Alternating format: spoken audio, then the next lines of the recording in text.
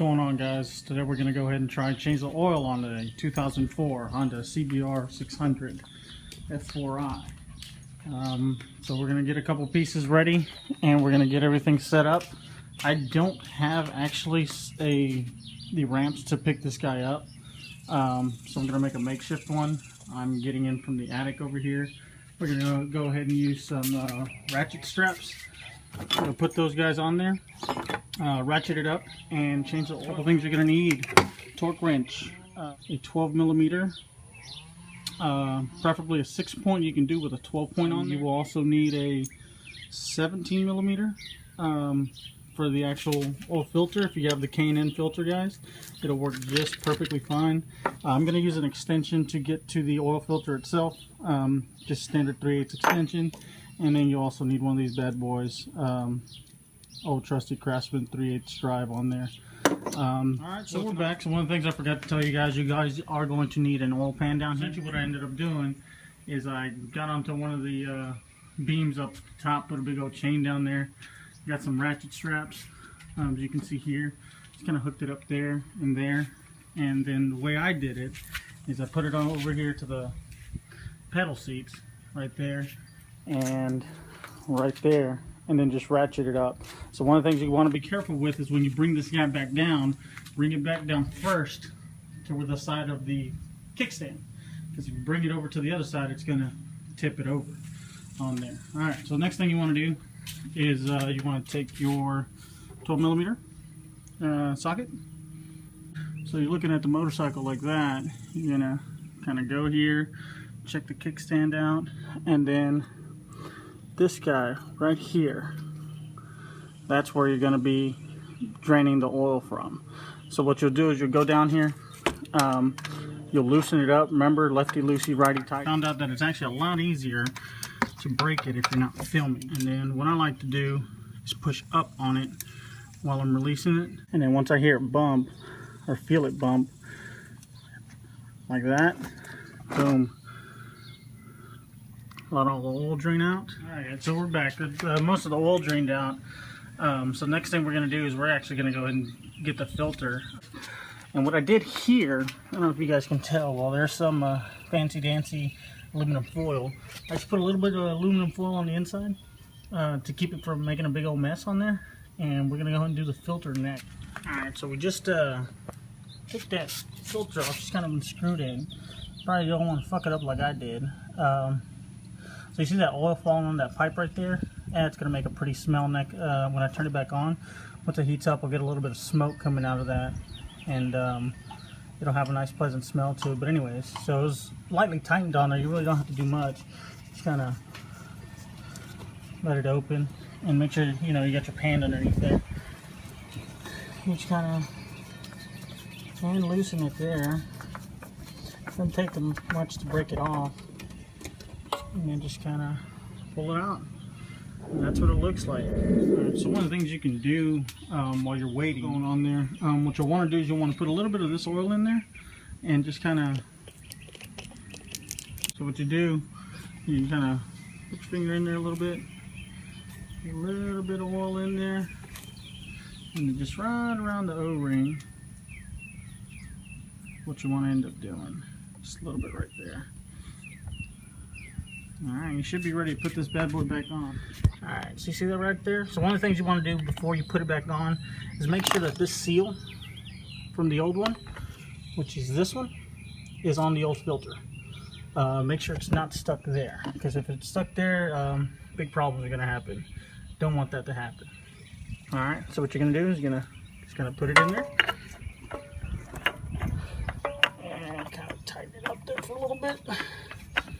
Little bitch, didn't take much to bite. Just gotta put it on there by hand.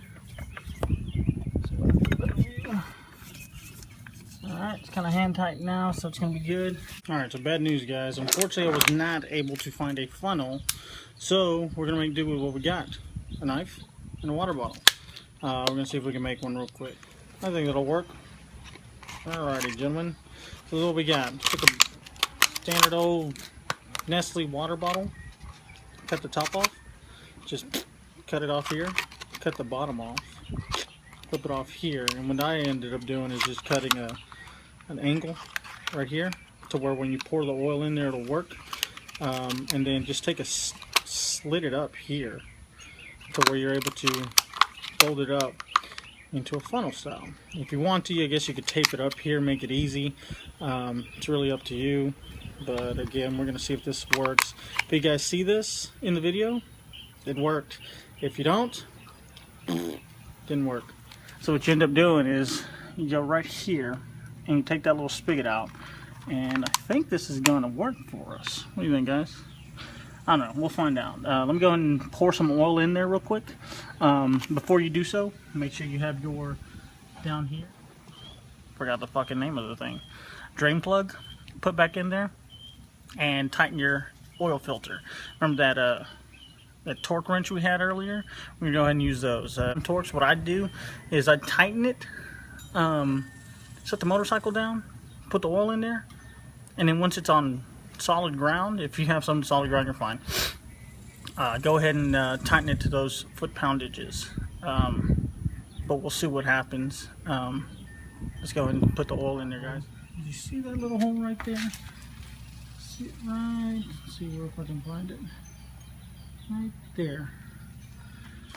I'm gonna go ahead and do this. And you should keep it roughly about there. We're still gonna have to add a little bit more because of, you know, once we turn the machine on, it's gonna get in all the little areas or whatever, and then it's gonna get into the filter itself. So, but keep it. Oh shit, the wind's blowing everywhere. But I guess we're able to tell. There's two little lines on the inside there. Keep it between those two lines, guys. Alright, so now for the final part, we're going to take our torque wrench.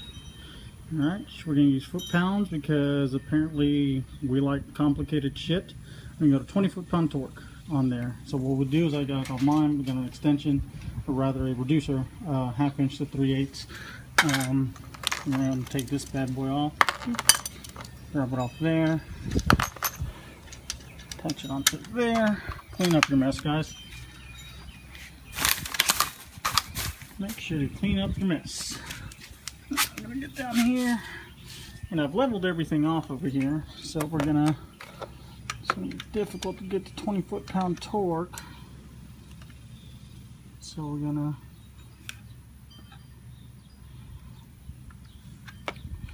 try and find out, see if that's 20 foot-pound torque or not. You have to lay down here, guys. Let's get it from below.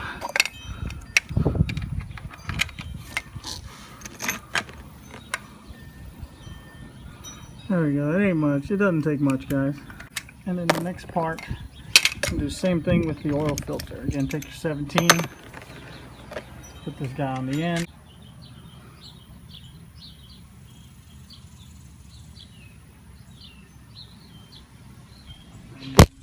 Let's see if it blows up.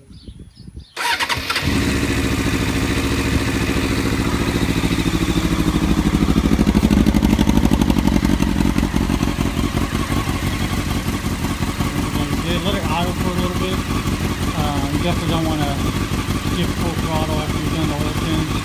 Let it do its thing for a while, and then we're going to shut it off and check the oil level again. See how it's running a little bit low. You're able to tell from there at that low line. We're going to add a little bit more, not too much. And that's how you guys do an oil change. Again, just to recap what you're going to need. You're going to need a 17mm metric socket for your filter, KN204. Alright, you're going to need a torque wrench. It's really not necessary, but it's good to have. You're going to actually tighten it down to about 20 foot-pound torques, which is about right there. Mine is a 1/2 inch, so I needed to go from a 1/2 inch to a 3/8 reducer so that my sockets would fit. If you have 1/2 inch sockets, that's going to be good too. You're going to need a ratchet, just a standard old ratchet. An extension, 6-inch extension is pretty good. If you can avoid the wobble one, that's perfect. The oil, what I did is I got the semi-synthetic on there, and it's 10W40 SJ. And you're gonna need about 3 of these guys, all right, and a little bit of this one just to be safe. And then safety first, you got to get your gloves on there, and obviously you'll need one of those bad boys. And then oil pan, definitely need that on there. Well, hopefully this helps somebody. Like the videos if you guys like them. Give me some comments, let me know. I just started this, so I don't know if I'm going to continue to do it. It's going to be all dependent on you guys. So I got a lot of people that want me to do more, definitely will. If not, well then I will die silently on YouTube. Thanks guys, bye.